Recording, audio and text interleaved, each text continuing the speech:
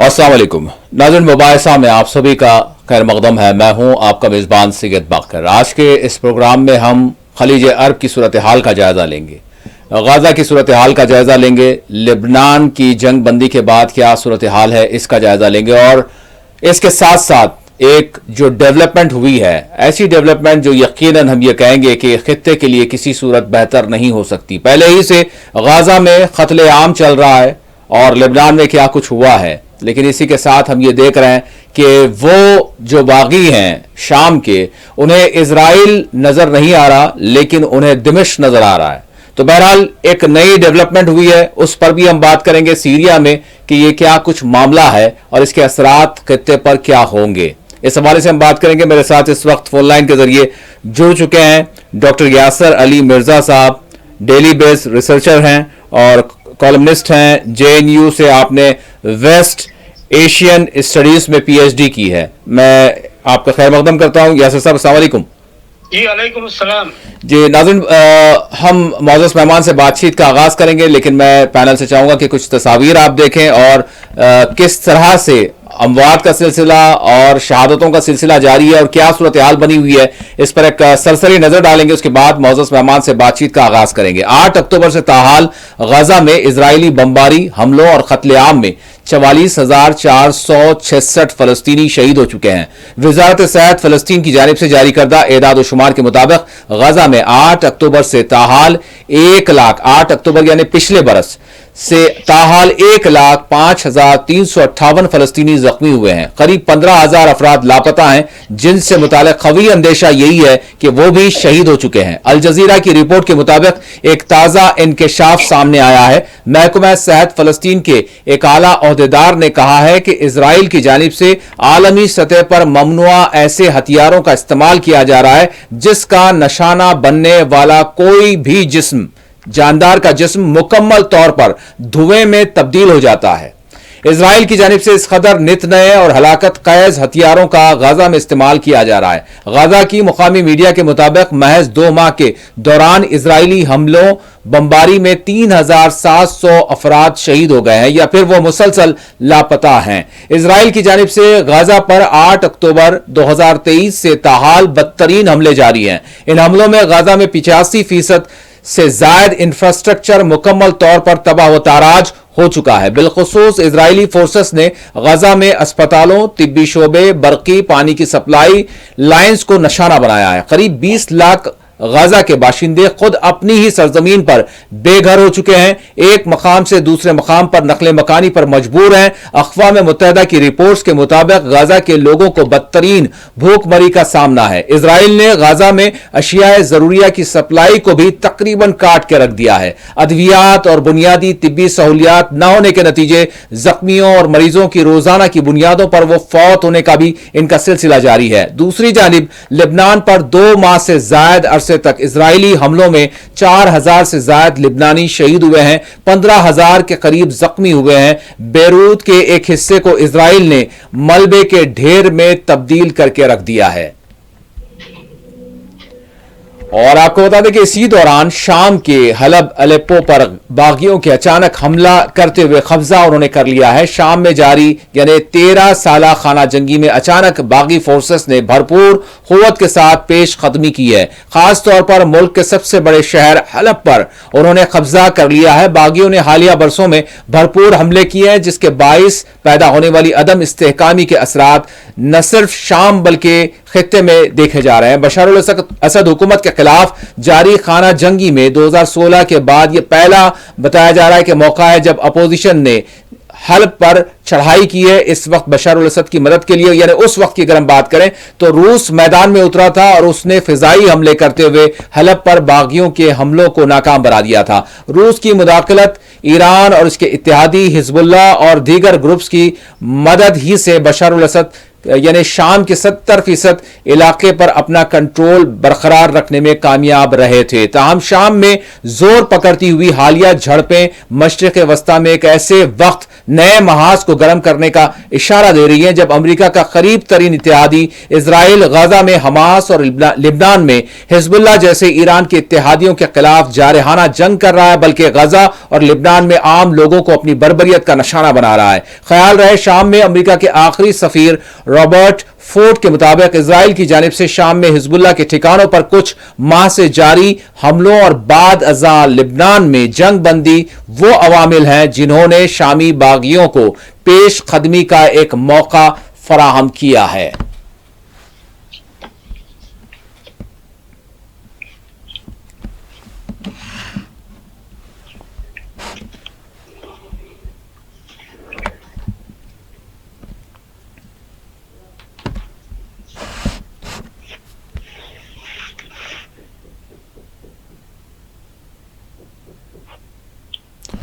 तो नाज़रीन, ये सूरत हाल है। मैं अब मौजूद मेहमान से ज़रूर ये जानना चाहूँगा, यासिर साहब, जिस तरह की सूरत हाल है, सबसे पहले तो मैं गाज़ा के हवाले से और लिबनान के हवाले से आपसे जानना चाहूँगा। गाज़ा में अगर अभी हम देखें तो गाज़ा में सीज़ फायर नहीं हुआ है, लिबनान में सीज़ फायर हो गया। गाज़ा के हवाले से अभी यानी मिस्र के काहिरा में यानी एक बातचीत का दौर चल रहा है, लेकिन जिस तरह से यानी इजराइल अपने मौक़िफ़ पर यानी डटा हुआ है, तो किस तरह की सिचुएशन आप देख रहे हैं? अगर अभी फिलहाल की, यकीनन हम पस मंजरात पर भी बात करेंगे ज़रूर, और फिर सीरिया की भी हम बात करेंगे, यमन की भी, और खित्ते में जिस तरह की सूरत हाल बन रही है उस हवाले से भी ज़रूर बात करेंगे। लेकिन मैं चाहूँगा कि अभी जो कुछ प्रोसेस चल रहा है इसको आप किस तरह से देख रहे हैं कि क्या वाकई यानी गाज़ा में भी कोई सीज़ फायर के हवाले से कुछ उम्मीद की जा सकती है या कुछ और मामला नज़र आ रहा है? जी जी, अभी गाजा के हवाले से अगर मैं बात करूं तो अभी बहुत ही कोई सीज फायर की अभी कोई कोशिश नजर नहीं आ रही है कि कोई वहाँ हो पाएगा, क्योंकि जो अभी जो सूरत हाल रुनुमा हो रही है सूरिया में, वो बहुत ही अफसोसनाक है, क्योंकि इससे ये साफ जाहिर होता है कि इसराइल जो जिसका हामी अमेरिका है वो बिल्कुल पूरी तरह से पसपा हो चुका है अपने महाज पर। इसीलिए उससे जो है 26 तारीख को हिजबुल्लाह के साथ सीज फायर का ऐलान करती है, और फिर ठीक दूसरे दिन जो हयात तहरीर शाम है, जो कि अमेरिका का ही पैदा करता एक तंजीम है, यानी वो जो जबहतुन नुसरा वगैरह वगैरह जिस तरह से बनाए गए थे, यानी बशर अल-असद हुकूमत के खिलाफ, उन्हीं का नाम तब्दील होकर फिर मैदान में आए हैं। जी, ये तंजीम जो है वो अल-नुसरा फ्रंट का ही, मतलब ये दरअसल अल-कायदा का ऑफशूट है, और उससे जबहत नुसरा बना था, और उसके बाद जो है फिर उन लोगों में आपस में अल-नुसरा ग्रुप हुआ। जी इसको प्रॉप अप किया है दरअसल अमेरिका ने। अमेरिका के जेम्स जेफरी, जो कि बिल्कुल जो शाम में यानी सूरिया में एम्बेसडर रहे हैं अमेरिका के, उन्होंने ये ऑन रिकॉर्ड ये बात कही थी कि ये एक हयात तहरीर शाम जो है वो अमेरिका के लिए एक एसेट के तौर पर साबित होगा, जो कि अब ये नजर आ रहा है यहाँ पर। बिल्कुल, हम शाम के हवाले से बिल्कुल बात करेंगे। मैं यासिर साहब जानना चाहूंगा कि गाजा में अब तक यानी जिस तरह से इजरायली बर्बरियत हुई है, लेकिन इजराइल ने यहां पर हासिल क्या किया सिवाय इसके कि आम लोगों को निशाना बनाया और सब कुछ तहस नहस कर दिया? क्या हम ये समझ सकते हैं कि यानी हमास को इन्होंने खत्म कर दिया है? क्या ये अपने टारगेट को जो है अचीव कर पाए हैं अभी तक की? यानी 400 से ज्यादा दिन हो गए हैं 8 अक्टूबर से, अगर अभी तक अगर हम देखें तो इजराइल ने हासिल क्या किया है गाजा में? इसराइल ने अभी कुछ भी हासिल नहीं कर पाया। उसका जो ऑब्जेक्टिव था कि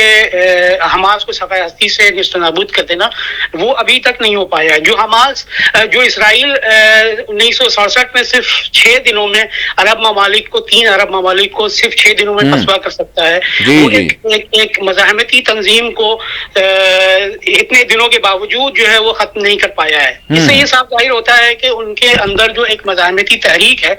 और वो खत्म नहीं हुई है, और फलस्तीनियों की जो आज़ादी के लिए जो उनकी जो एक तहरीक है वो खत्म नहीं की जा सकती है। یعنی اس سے ثابت یہ ہوا یاسر صاحب کہ جس طرح سے کہا جاتا ہے کہ کوئی بھی تحریک یعنی تب تک کامیاب نہیں ہو سکتی جب تک لوگوں کی مکمل اس کو تائید فراہم نہ ہو. تو یہ جو پروپیگنڈا کیا جاتا رہا ہے، لیکن ہم نے کبھی ایسا فلسطینیوں کی زبان سے یعنی حماس کے حوالے سے اتنا کچھ ہو گیا، اتنی انہوں نے شہادتیں دے دی، لیکن ہم نے کسی رپورٹ میں کسی مقام پر کسی فلسطینیوں کو یہ کہتے ہوئے نہیں سنا کہ یہ مطلب حماس کی وجہ سے ہو رہا ہے یا پھر حماس کی کوئی حماقت ہے، جس طرح سے بعض جو حماس پر تنقید کرنے والے ہیں. تو یہ بات مطلب واضح ہو گئی ہے اتنے دنوں میں. جی بالکل، کیونکہ جو ہے آپ دیکھ سکتے ہیں کہ آپ کسی بھی سوشل میڈیا پہ ہی آپ دیکھ لیں کہ کسی بھی کوئی بھی فلسطینی حماس کے خلاف ایک مطلب دانستہ غیر دانستہ طور پہ بھی جو ہے دانستہ یا غیر دانستہ طور پہ بھی اس کے خلاف کوئی آواز بلند نہیں کر رہا ہے، کیونکہ وہ جانتے ہیں کہ حماس ایک مزاحمتی تنظیم ہے جو فلسطین کی آزادی کے لیے لڑ رہا ہے، جو اسرائیل کے قبضے کے خلاف لڑ رہا ہے. آپ اس کی ایک تصویر جو ہے لبنان میں دیکھ سکتے ہیں کہ اتنے دنوں کے باوجود، اتنی شہادتوں کے باوجود، یعنی لوگ جب اپنے گھروں کو واپس ہو رہے ہیں تو ان کے ہاتھوں میں حزب اللہ کا پرچم ہے اور سید حسن نصر اللہ کی فوٹو ہے، جو یہ ثابت کرتی ہے کہ ان تنظیموں کا جو لیڈرشپ یہ بالکل پوری طرح سے عوام میں پیوست ہے یہ پوری تنظیم.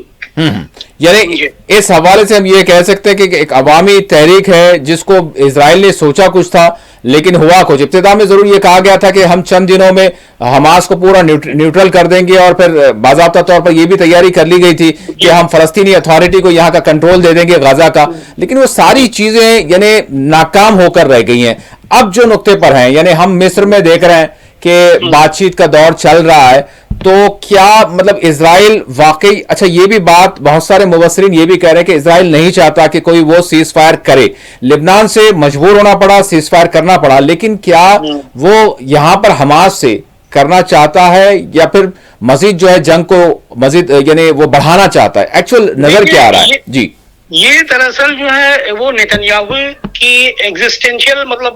کرائسس کی وجہ سے یہ جنگ جو ہے مزید اس کو کھینچا جا رہا ہے. نیتنیاہو بہت اچھے طریقے سے جانتے ہیں کہ اگر یہ جنگ رکی، یہ ملٹری آپریشن یا جو بھی جینوسائیڈ جو بھی آپ کہہ لیں، یہ اگر رکی تو پھر ان کا پولیٹیکل ڈیتھ ہو سکتا ہے، کیونکہ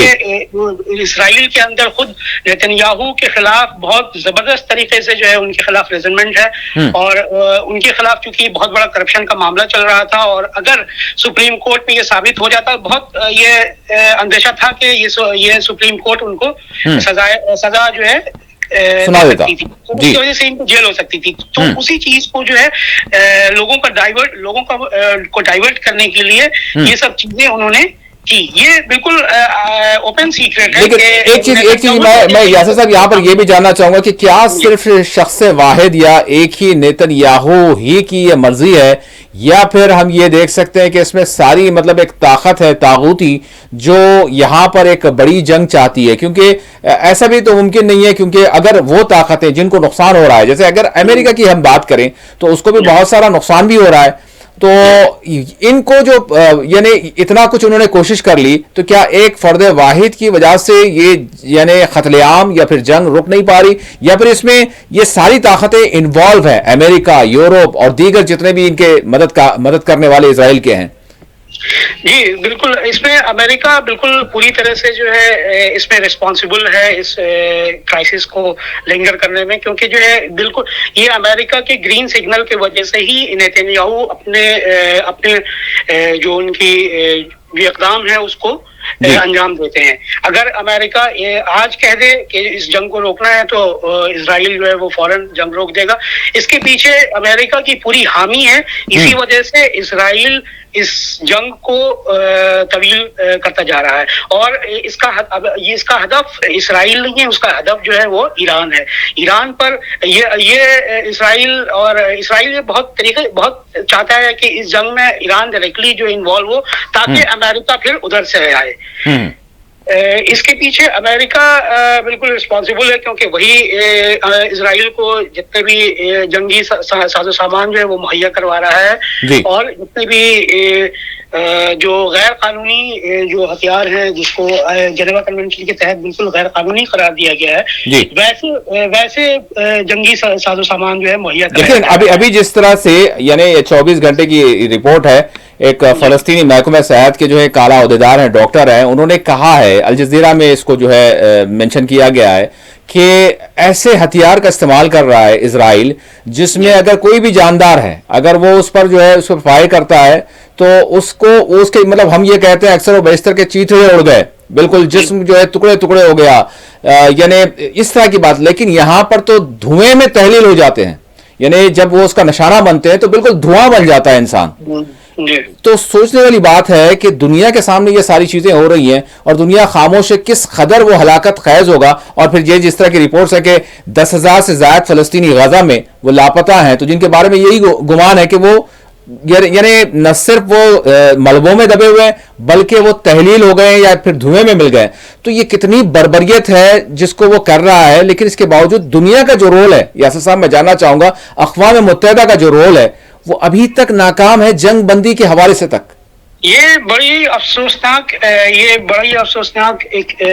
بات ہے. جو سو کالڈ مطلب جو ایک سویلائز سوسائٹی کا جو ایک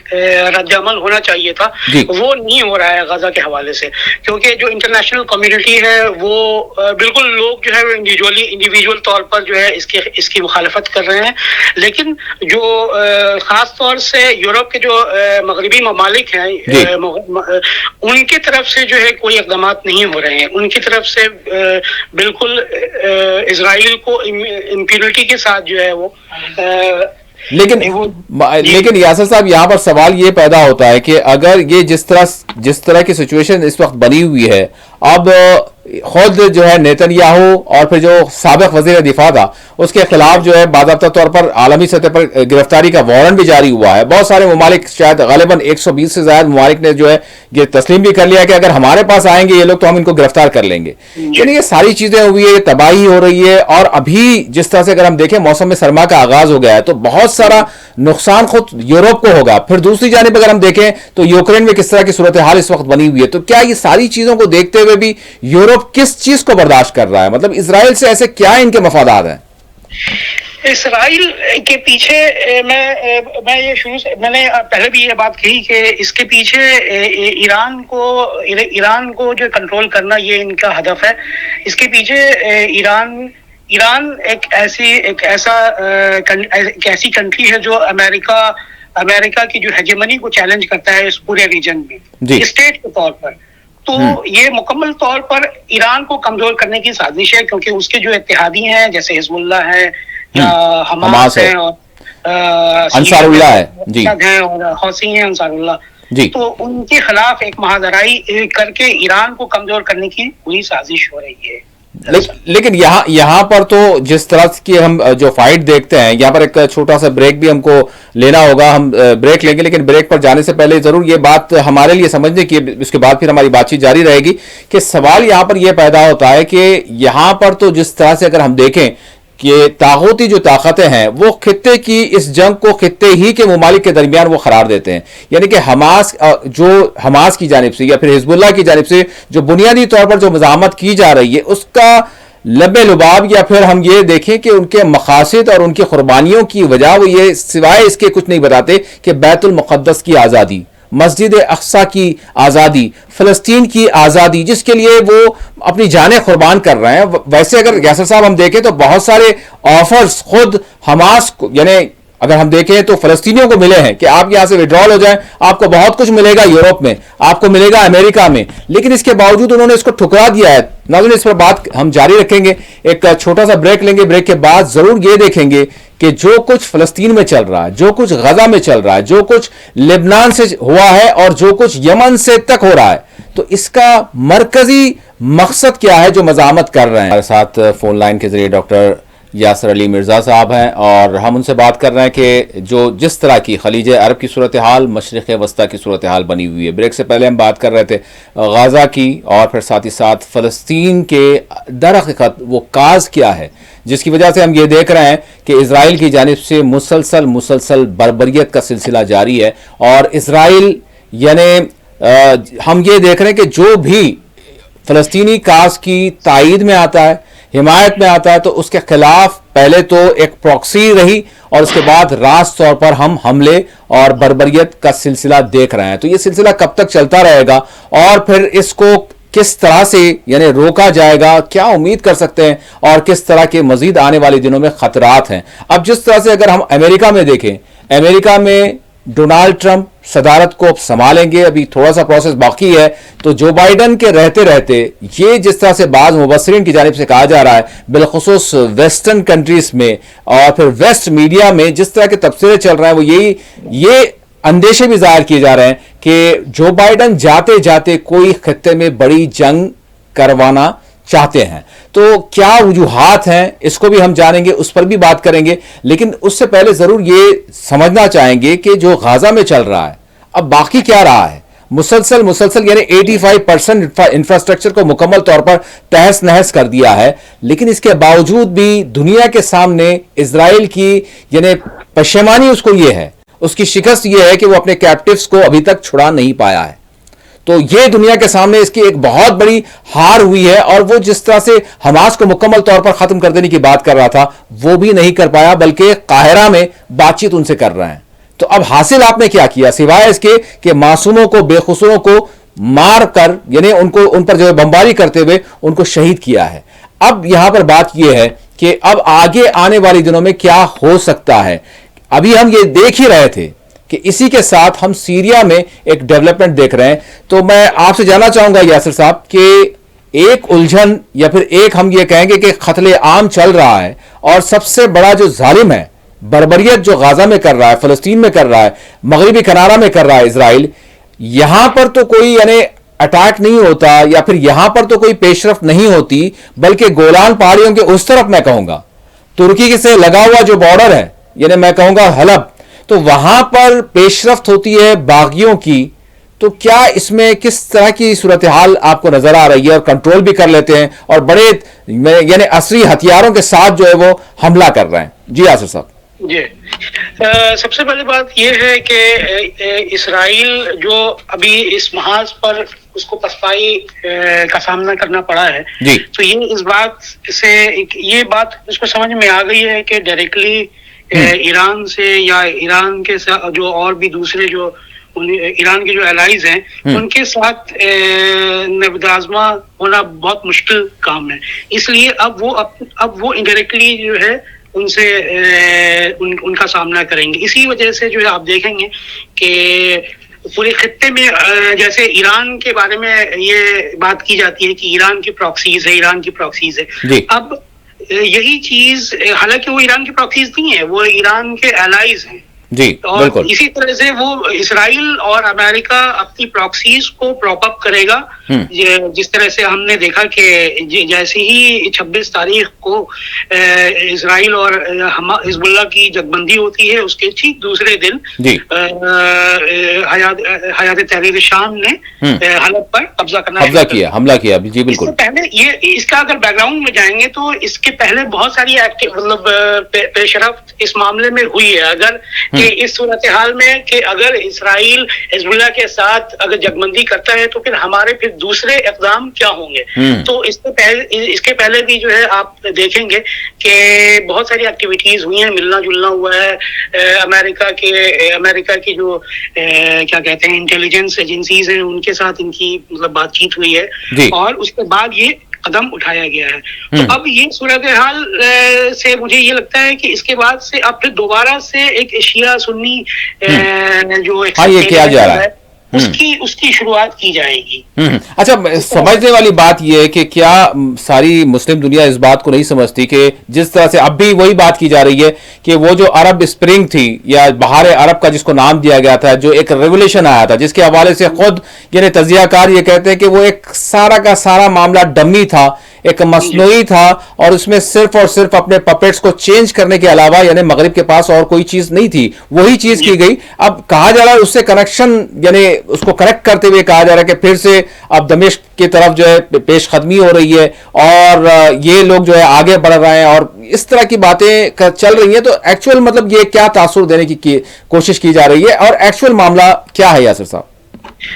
دیکھیے, جہاں تک عرب اسپرنگ کی بات ہے, وہ جو ایک اپسرج تھا وہ بہت اسپونٹینیس تھا. وہ بالکل ہی مطلب عوام کا ایک بالکل آؤٹ برسٹ تھا اس کے اینگر کا. وہ بالکل جائز ایک ڈیمانڈ تھی. جہاں تک سوریا یعنی شام کی بات ہے تو وہاں بھی ایک اتھارٹیرین رجیم ہے, اس میں کوئی مطلب کوئی شبہ نہیں ہے. وہاں بھی ایک ریفارمز ہونے چاہیے تھے, لیکن وہاں جو ہے لیکن ایک سیکٹیرین جس کو مطلب ایک اینگل جو دیا گیا. اچھا, یہاں پر سوچنے والی بات یہ ہے کہ جب بہار عرب کا معاملہ ہوا تو اس میں جتنے ممالک تباہ ہوئے, کون سے ہوئے؟ عراق ہوا, شام ہوا, یمن ہوا, لیبیا ہوا, مصر ہوا, تیونس ہوا. تو یہاں پر یعنی مسلم دنیا کو سوچنے کی یہ بات ہے کہ جہاں یہ شیعہ سنی کا معاملہ جو ہے پیش کیا جاتا ہے یا پھر ویسٹ کی جانب سے جس طرح سے اس کو باور کروایا جاتا ہے, تو یہاں پر سوال یہ ہے کہ لیبیا میں کون مطلب ڈکٹیٹر شیعہ تھا یا پھر مصر میں کون ڈکٹیٹر شیعہ تھا, وہاں پر کیا ہوا؟ تو یعنی سب کو یعنی ڈسٹرب کیا گیا. اس چیز کو سمجھنے کی ضرورت ہے کہ یہ کھیل کچھ اور ہے. بالکل, یہ کھیل بالکل اور ہے ہی, کیونکہ سیریا پورے عرب ممالک میں ایران کا ایک واحد عرب ملک ہے جو ایران اور جو فلسطینی کاز ہے اس کا سپورٹر ہے. تو اور سیریا ہی ایک ایسا اسٹیٹ ہے, یہ کوئی نان اسٹیٹ ایکٹر نہیں ہے. سیریا ایک اسٹیٹ ایکٹر ہے جو اسرائیل اور فلسطین کے قضیے کو بالکل اس کا سپورٹ کر رہا تھا اور جو مزاحمتی تحریک تھی ان کو سپورٹ کر رہا تھا اور ان کو ہتھیار فراہم کر رہا تھا ایران کے ذریعے. تو اس لیے ان کی نظروں میں یعنی جو اینٹی اسد فورسز ہیں یا اسرائیل ہے یا امریکہ ہے, ان کی نظر میں سیریا کو ڈی اسٹیبلائز کرنا بہت ضروری تھا, کیونکہ سیریا ایک کانڈوئٹ کی طرح کام کر رہا تھا پورے مزاحمتی تحریک اور ایران کے درمیان. یعنی ہم یہ اچھا, یہ ایک چیز یہ بھی ہوئی ہے کہ ابھی اگر 24 گھنٹوں کی بات کریں تو ایک جہاز جو جا رہا تھا ایران سے سیریا کی طرف, جس کو باضابطہ طور پر اسرائیل کی جانب سے روکا گیا اور یہ یعنی بتایا گیا, یہ دنیا کو بتایا گیا کہ اس میں ہتھیار تھے جو شام کے ذریعے فلسطین اور لبنان پہنچنے والے تھے.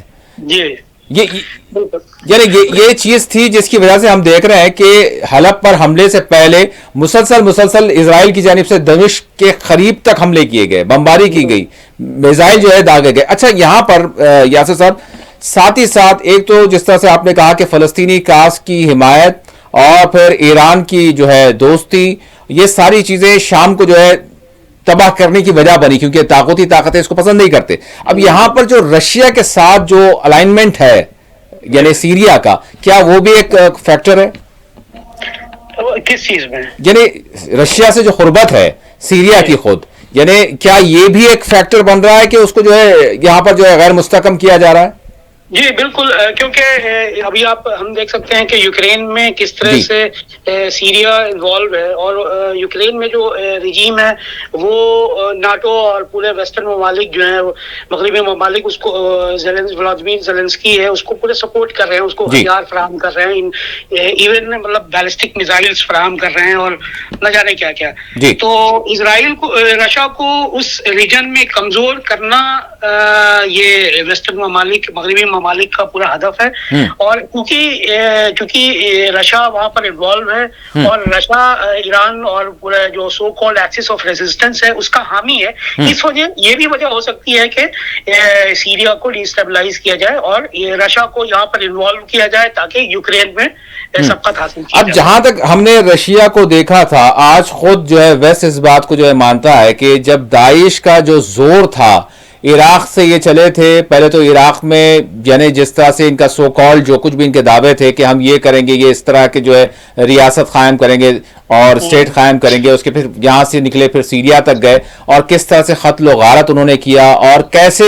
ایک ڈمی انداز میں, یعنی ہم یہ کہیں گے کہ ساری دنیا کے سامنے ان طاقتی طاقتوں نے یعنی ایک اسلام کو یعنی اسلام کی یعنی ایک تصویر کو بگاڑ کر پیش کرنے کی انہوں نے کوشش کی. تو یہاں پر ہم نے دیکھا تھا کہ بشار الاسد محض شاید 15 یا 16 کلومیٹر تک بس ان کا جو ہے یعنی اقتدار جو ہے باقی رہ گیا تھا, باقی سب پر کنٹرول کر لیا گیا تھا. لیکن رشیا نے جیسے ہی انویژن کیا, رشیا نے جیسے ہی مداخلت کی تو ساری جو ہے داعش کا خاتمہ ہوا, ساری چیزیں ہوئی. تو اب ہم کیا امید کر سکتے ہیں, کیونکہ رشیا اس وقت یوکرین میں یعنی مصروف ہے, ویسے سیریا میں بھی ہے, لیکن کیا ابھی ہم امید کر سکتے ہیں کہ ویسا ہی اس کا کوئی قدم ہوگا آنے والے چند دنوں میں؟ ویسے اسٹرائکس ہوئی ہیں. ہاں ابھی جیسے کہ ابھی کچھ خبروں کے مطابق سوشل میڈیا پہ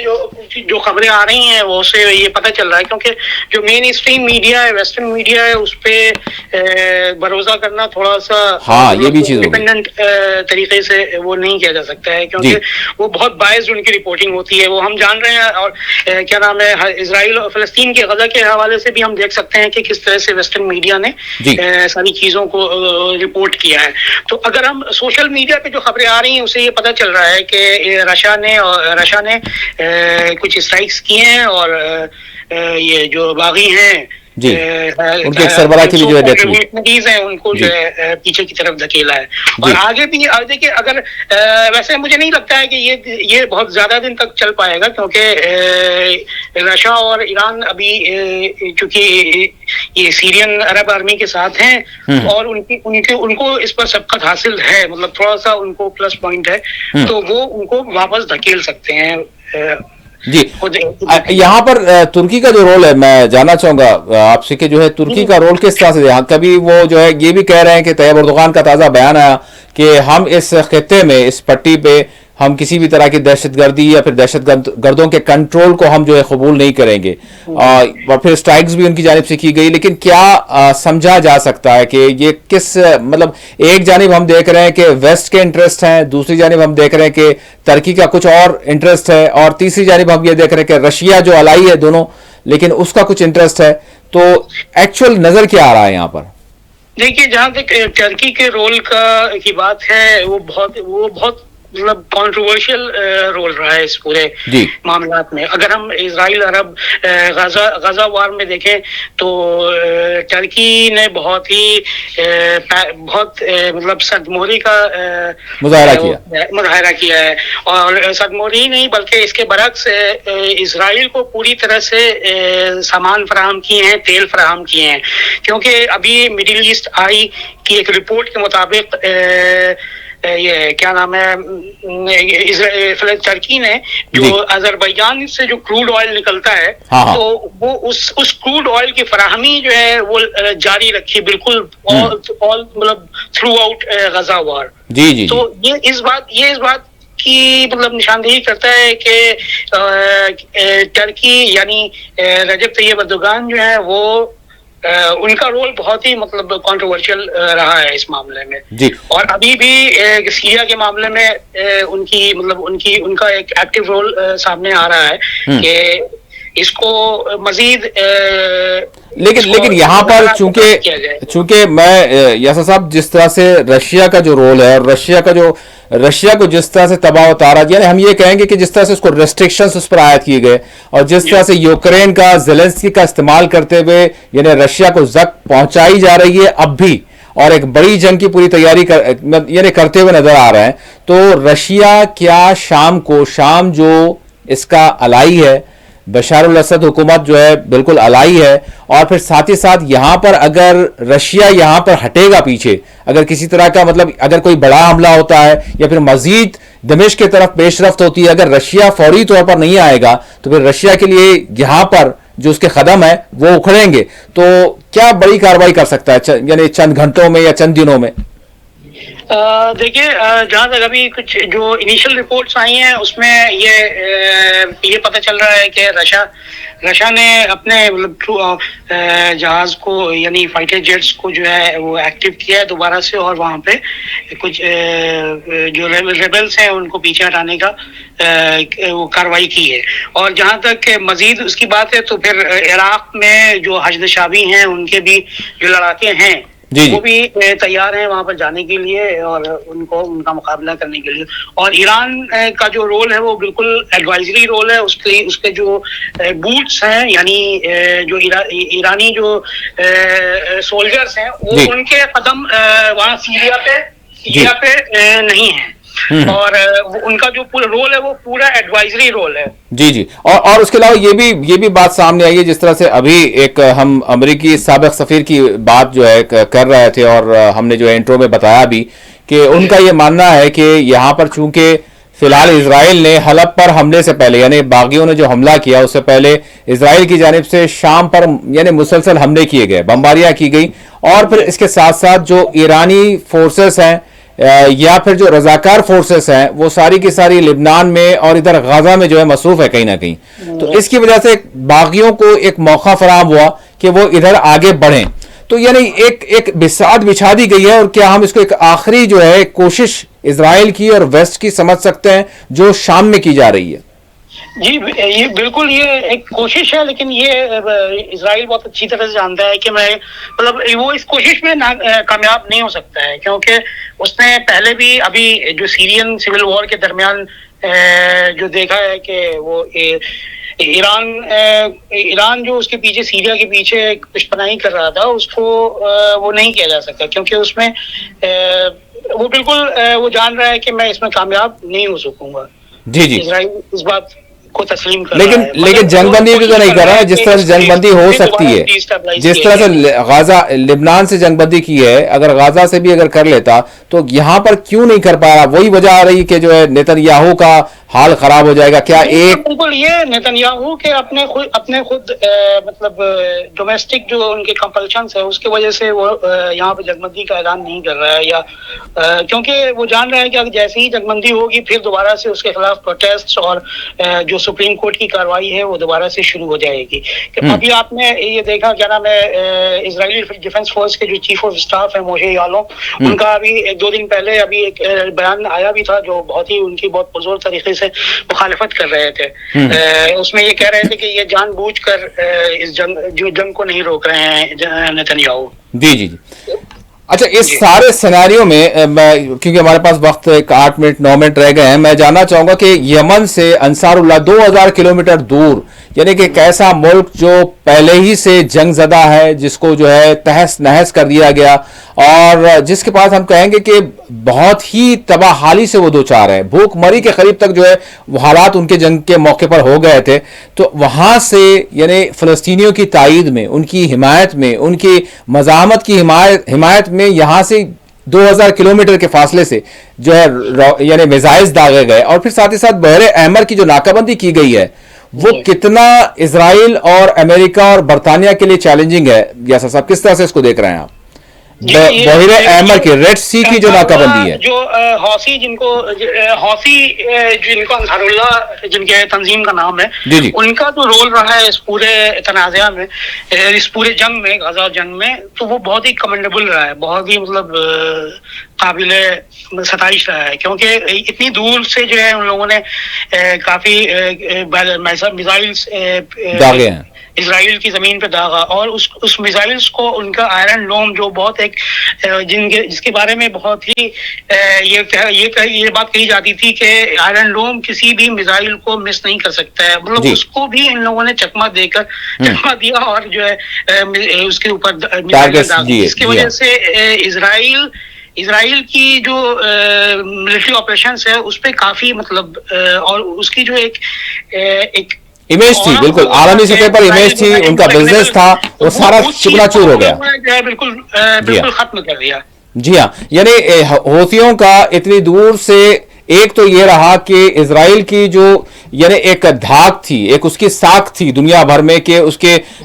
انٹیلیجنس کے اور دفاعی معاملات جو ہے کتنے مضبوط ہیں, اسی اعتبار سے وہ ہتھیاروں کی جو ہے یعنی سیل کرتے اور ساری دنیا کو جو ہے آفر کرتے. وہ یہاں پر جو ہے بڑی زک پہنچائی ہے بالخصوص یعنی یہاں سے حوثیوں کی جانب سے. اچھا, ساتھ ہی ساتھ جو معاشی ان کو جو زک پہنچی ہے, بحیر احمر کی میں بات کر رہا ہوں, ریڈ سی کی میں بات کر رہا ہوں, جو بلاکیڈ ہوا ہے, تو ابھی تک مطلب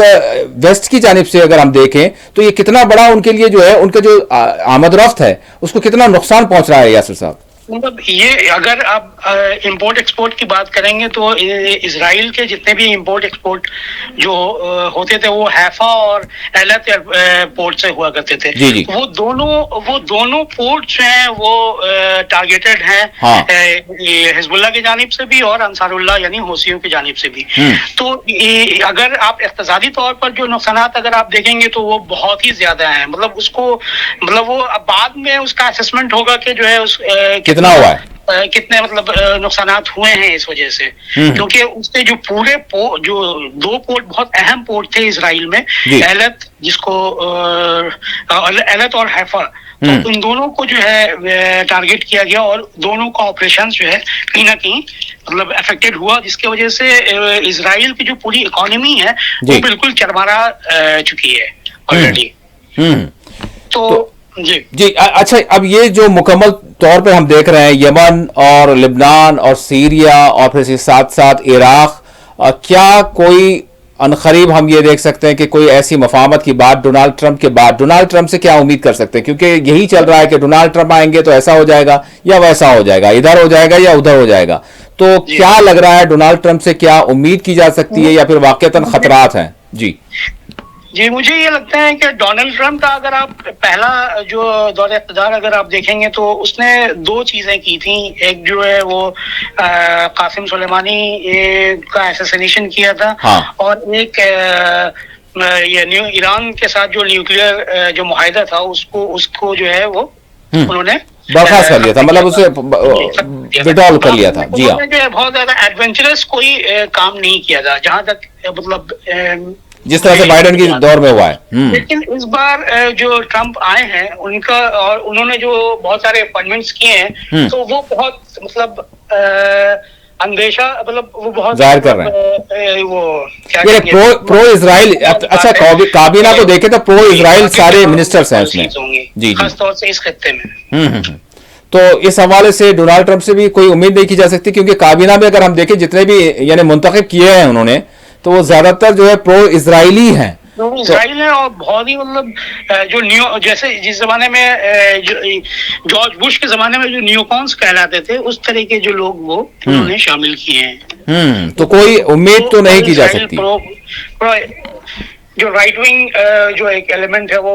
اس میں مطلب آ رہا ہے نیا ایڈمنسٹریشن. بالکل. واقعی ناظرین اگر یہاں پر ہم جائزہ لیتے ہیں تو ڈونالڈ ٹرمپ کا بظاہر تو ہم نے یہ دیکھا انتخابات میں انہوں نے برملا طور پر یعنی وہاں کی مسلم کمیونٹی کو کہیں نہ کہیں امریکہ کی یہ اس بات کا یقین دلانے کی کوشش کی, اور وہاں کی کمیونٹی نے بھی خاص طور پر یعنی غزہ میں جنگ بندی کے حوالے سے اور یہ جو قتل عام چل رہا ہے اور اسرائیل کو روکنے کے حوالے سے انہوں نے وعدہ یعنی لیتے ہوئے ہم یہ کہہ سکتے ہیں کہ اس کو ووٹ کیا. لیکن اب یہ شخص کیا کرے گا اور کیا امید کر سکتے ہیں یہ آگے وقت ہی بتائے گا. لیکن ایک چیز ضرور یہ ہے کہ اس نے صدی کی ڈیل کو آگے بڑھایا تھا, اور یہی وہ ہے جس میں یعنی اگر ہم دیکھیں تو بہت ساری ایسی بھی چیزیں کی. یہ اور بات ہے کہ جو بائیڈن نے جو کیا اس طرح کا حملہ یا پھر اس طرح سے مکمل طور پر اسرائیل کو ویسا سپورٹ نہیں ہوا. لیکن ہم آنے والے دنوں میں ڈونالڈ ٹرمپ سے کیا امید کر سکتے ہیں, کیونکہ جو کابینہ ہے وہ ساری کی ساری ہم یہ دیکھ رہے ہیں کہ وہ پرو اسرائیلی ہے, اور اس کے علاوہ جتنے ہم دیکھ رہے ہیں کہ جو اپائنٹمنٹس ہوئے ہیں جن کو تعینات کیا گیا ہے اس میں بھارتی بھی ہیں. تو کیا ہم آگے امید کر سکتے ہیں یہ وقت ہی بتائے گا. اب میں یاسر صاحب میں جاننا چاہوں گا آخری سوال, کیونکہ وسط ایشیا کی ہم بات کر رہے ہیں تو وسط ایشیا میں بر صغیر کی بھی اگر ہم بات کر لیں, پاکستان کی اگر میں بات کروں تو پاکستان کی جو سچویشن جو صورتحال نظر آ رہی ہے, آخری سوال ہے اور ہمارے پاس بمشکل 3 منٹ ہے, تو میں آپ سے جاننا چاہوں گا کہ کس طرح کی صورتحال پاکستان کی آپ دیکھ رہے ہیں اور اس کے خطے پر کیا اثرات ہو سکتے ہیں. جو کچھ بھی یعنی عدم استحکامی ہم دیکھ رہے ہیں اور جس طرح کے واقعات آئے روز یعنی دھماکے وغیرہ کچھ رک گئے تھے لیکن پھر پارا چنار کی جو صورتحال ہم دیکھ رہے ہیں مطلب بڑی افسوسناک ہے. جی ہاں, یہ پارا چنار میں جو ابھی ہوئے ہیں جو واقعات ہوئے ہیں وہ بہت افسوسناک ہیں. اور اس کو صرف زمین کا تنازع سے جو ہے وہ جوڑا جاتا ہے, لیکن جبکہ وہ زمین کا تنازع نہیں ہے, وہ بہت ہی اس میں بہت سارے فیکٹرز ہیں جس کی وجہ سے یہ چیزیں ہوتی رہتی ہیں مطلب ہر کچھ دنوں پر. اس میں جو اسٹیٹ کے جو ایلیمنٹس ہیں جو ہاں. بہت مطلب ڈیپ اسٹیٹ کا جو ایلیمنٹ ہے جو ہے پاکستان میں، وہ بہت اس کو مزید فلیم کرنے میں بہت رول ادا کرتا ہے، تاکہ جو ہے یہ تنازع جاری رہے جو ہے. اور پھر یہ ہے کہ پاکستانی حکومت وہ بھی نہیں چاہتی ہے، وہ کنٹرول کرنے میں جو ہے ناکامیاب ہوتی ہیں، جو اینٹی جو شیعہ جو فورسز ہیں وہاں پر. جی تو یہ بہت افسوسناک واقعہ ہے. اب دیکھیے اب تحریک طالبان پاکستان کی اگر ٹی ٹی پی کی اگر ہم بات کریں تو مطلب عمران خان کے دور میں ہم نے دیکھا تھا کہ کچھ ایسی بات ہو رہی تھی کہ